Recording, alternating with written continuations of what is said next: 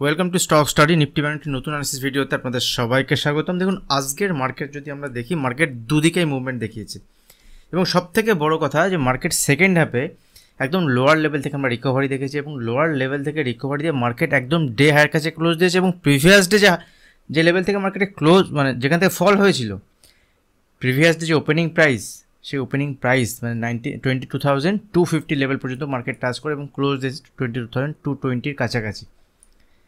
তো খুব ইন্টারেস্টিং বাজার ছিল আজকে এবং একদম লোয়ার লেভেল থেকে আমি পাবলিক টেলিগ্রাম চ্যানেলেও শেয়ার করেছিলাম, প্রিমিয়াম গ্রুপে তো ডাইরেক্ট আমি শেয়ার করেছিলাম।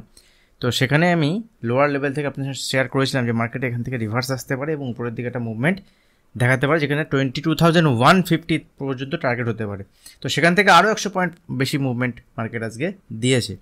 এক্সপায়ারি ডে মুভমেন্ট ছিল 12:30টার পরে একটা মুভমেন্ট বাজার যখন দেখায় এক্সপায়ার ডেতে, তখন এরকমই মুভমেন্ট হয়। অনেকে ভালো পয়সা কামিয়েছে, অনেকের পয়সা আজকে জিরো হয়েছে। তো এখান থেকে ব্যাঙ্ক নিফটির ক্ষেত্রে যদি দেখি, ব্যাঙ্ক নিফটিতেও দেখুন এখান থেকে আজকে যেখানে ওপেন হয়েছিল ব্যাঙ্ক নিফটি, ওপেন হওয়ার পরে কিন্তু এখান থেকে যখনই গতকালে লোকে ব্রেক করেছে, আমার ইম্পর্টেন্ট লেভেল ছিল এখান থেকে, লাস্ট অ্যানালিসিস ভিডিওতে ডিসকাস করেছিলাম যে 46,900 লেভেল যদি ব্যাঙ্ক নিফটি ব্রেক করে, নিচের দিকে সিধা টার্গেট হবে আমাদের 46,500 থেকে 450। দেখুন আজকের ব্যাঙ্ক নিফটি যদি লো দেখেন, তাহলে ব্যাঙ্ক নিফটি 46,450 পর্যন্ত আজকে লো দেখিয়েছে। তো লাস্ট অ্যানালিসিস ভিডিওতে কিন্তু নিচের দিকের টার্গেট আমরা শেয়ার করেছিলাম। ব্যাঙ্ক নিফটি যতটা নিফটি মুভমেন্ট পজিটিভ সাইডে দেখি, ততটা পজিটিভ সাইডে মুভমেন্ট কিন্তু ব্যাঙ্ক নিফটি দেখায়নি, কারণ ব্যাঙ্ক নিফটি লাস্ট দিনের যে ক্লোজিং, সেই ক্লোজিংয়ের নিচেই ট্রেড করছে এবং নিচেই ক্লোজ হয়েছে।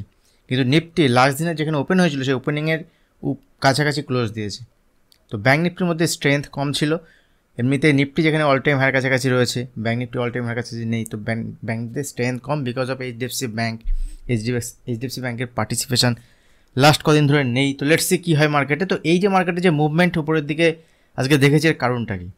দেখুন গতকাল আমি শেয়ার করেছিলাম যে নিফটিতে যে ধরনের প্রাইস অ্যাকশন তৈরি হয়েছে, এই ধরনের প্রাইস অ্যাকশন তৈরি হওয়ার পরে নিফটিতে জেনারেলি এখানে একটা বিয়ারিশ এনগালফিং ক্যান্ডেলস্টিক প্যাটার্ন এখানে তৈরি হয়েছে এবং এখানে বাজার যদি এই লেভেলকে ব্রেক করে যেদিকে মুভমেন্ট একটু দেখাতে পারে, বড়সড় নিচের দিকে টার্গেট দেখাতে পারে। কিন্তু এই জন্য আমি আপনাদেরকে বলি যে ভিডিও বানানোর পরে যদি কোনো ইম্পর্টেন্ট লেভেল থাকে, যদি কিছু দেওয়ার থাকে, আমি পাবলিক টেলিগ্রাম চ্যানেলে অবশ্যই শেয়ার করবো যদি কোনো অন্যরকম কিছু দেখতে পাই। তো এই জন্য আমি শেয়ার করেছিলাম আজকে মার্কেটে এই জায়গা থেকেই যে মার্কেট কিন্তু এখানে রিভার্স হতে পারে। ইন্টারে যখন আমি ট্রেড করছি, ইন্টারে যখন আপনি ট্রেড করবেন, তখন সেক্ষেত্রে আপনাকে সময়ের সঙ্গে সঙ্গে চেঞ্জ হতে হয়। যে মার্কেটে যেভাবে আপনার প্রাইস মুভমেন্ট বলুন, যেভাবে আপনার ডেটা বলুন চেঞ্জ হচ্ছে, বাকি ওয়ার্ল্ড মার্কেট বিভিন্ন ফ্যাক্টরের বেসিসে মার্কেটের ডাইরেকশান আপনার চেঞ্জ হতে পারে। তো যখনই ডাইরেকশান চেঞ্জ হবে, সময়ের সঙ্গে সঙ্গে ডাইরেকশান চেঞ্জ করে নিন, না হলে সময় আপনাকে চেঞ্জ করে দেবে। এটা স্টক মার্কেটের খুব একটা ভালো রুলস, শুধুমাত্র স্টক মার্কেট বা শেয়ার বাজারের ক্ষেত্রে নয়, যে কোনো ক্ষেত্রে যে কোনো জায়গাতে সময়ের সঙ্গে সঙ্গে আপনাকে নিজেকে চেঞ্জ যদি আপনি না করেন, সেক্ষেত্রে সময় আপনাকে চেঞ্জ করে দেবে। আপনাকে সবসময় আপডেট থাকতে হবে। তো মার্কেটে আমরা সেখান থেকে দেখেছি আজকে একটা রিভার্সাল লোয়ার লেভেল থেকে হয়েছে। তো এর কারণ কি? দেখুন গতকাল আমি আপনাদের সঙ্গে ওয়ার্ল্ড মার্কেটে কয়েকটা ইন্ডেক্স দেখিয়েছিলাম, সেখানে ইউরোপিয়ান মার্কেট, আমেরিকান মার্কেট, বিশেষ করে ন্যাসড্যাকের যেটা আইটি ইন্ডেক্স ইউএস মার্কেটে, আমি গতকাল শেয়ার করেছিলাম যে এখানে যে লেভেলে ট্রেড করছিল, এখন ফিউচারের চার্ট আমি এটা ওপেন করেছি ন্যাসড্যাকের।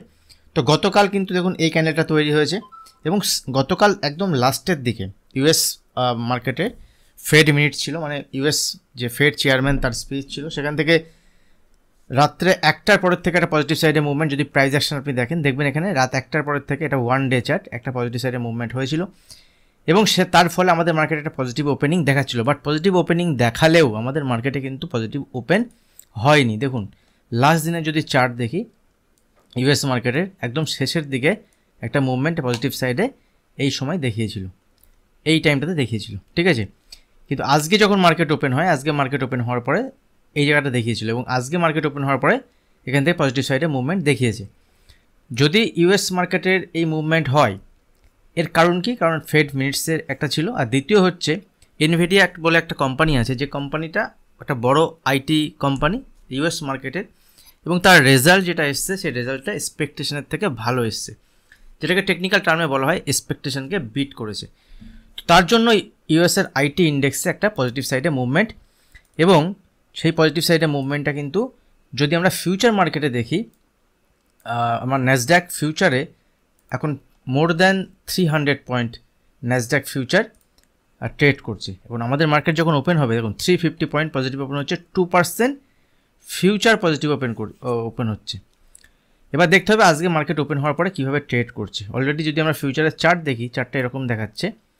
গতকাল একটা এখানে ডোজি ক্যান্ডেল, ইনডিসিশন ক্যান্ডেল তৈরি হওয়ার পরে এর উপরে ওপেন হয়ে এখানে ট্রেড করছে। তো যদি এটা কন্টিনিউ হয় আমাদের আইটি মার্কেটে কিন্তু একটা পজিটিভ সাইডে মুভমেন্ট হতে পারে। এর জন্য সকালবেলাতে আজকে মার্কেট ওপেন হওয়ার সঙ্গে সঙ্গে আমি এটা লাইভেও আপনাদের সঙ্গে শেয়ার করেছিলাম।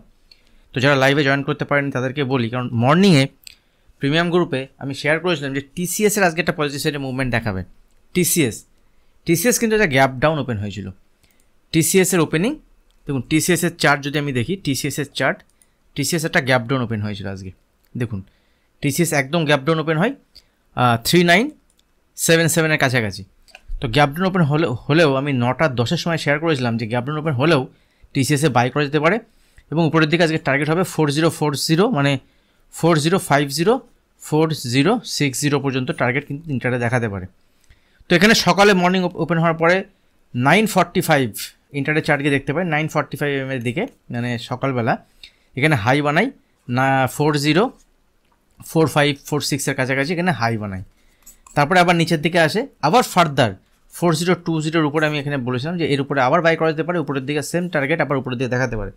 তো টিসিএস যদি আপনি আজকে দেখেন প্রায় ডে হায়ার কাছাকাছি ক্লোজ দিয়েছে এবং টিসিএস আজকে আমার পজিশান ছিল, আমি টিসিএসে একবার উপরের দিকে সকালে ক্লোজ করে আবার নিচে বাই করে একদম ডে এন্ড পর্যন্ত আমি এখানে নিয়ে যাই টিসিএসের পজিশান এবং শেষে ক্লোজ করি। তো আবার কিছু পজিশান আমি নেক্সট এক্সপায়ারিতে বানিয়েছি টিসিএস হেজিংয়ের মাধ্যমে।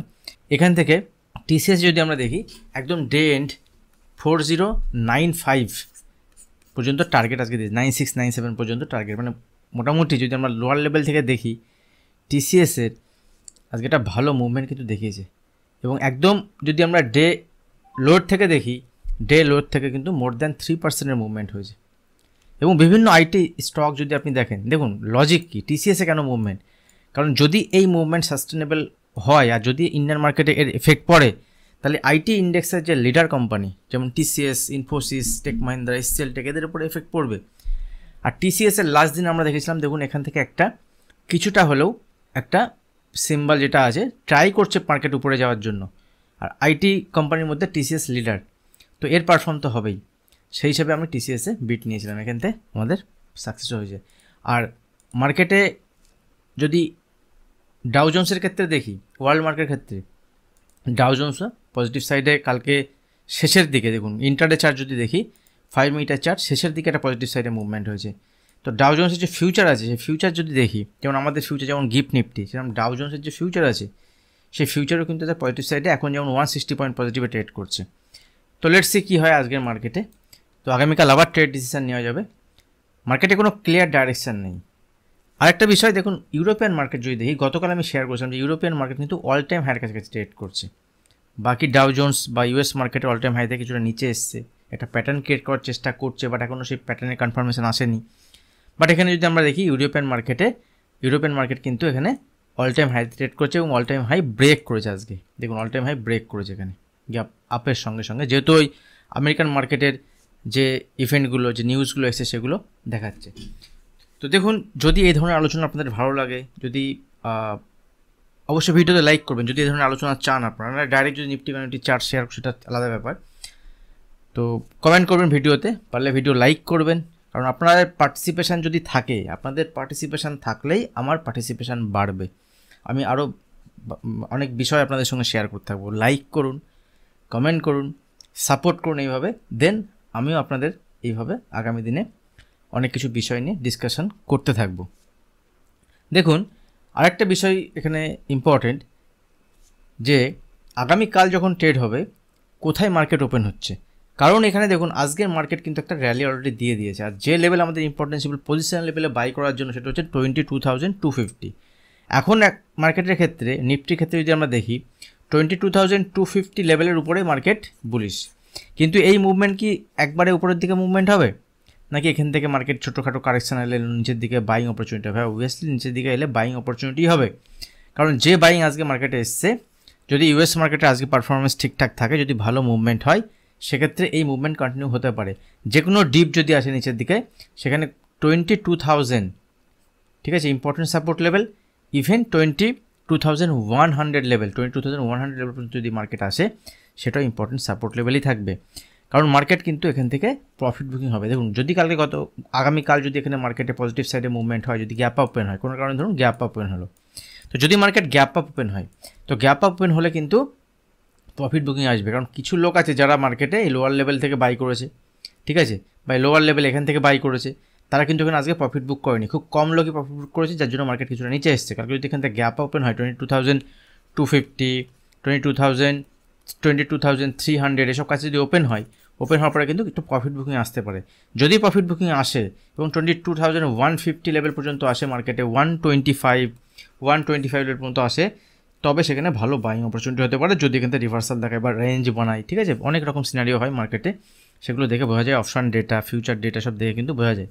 তো সেখান থেকে কিন্তু বাইং অপরচুনিটি হবে 22,125, 22,150 কাছাকাছি যদি আসে।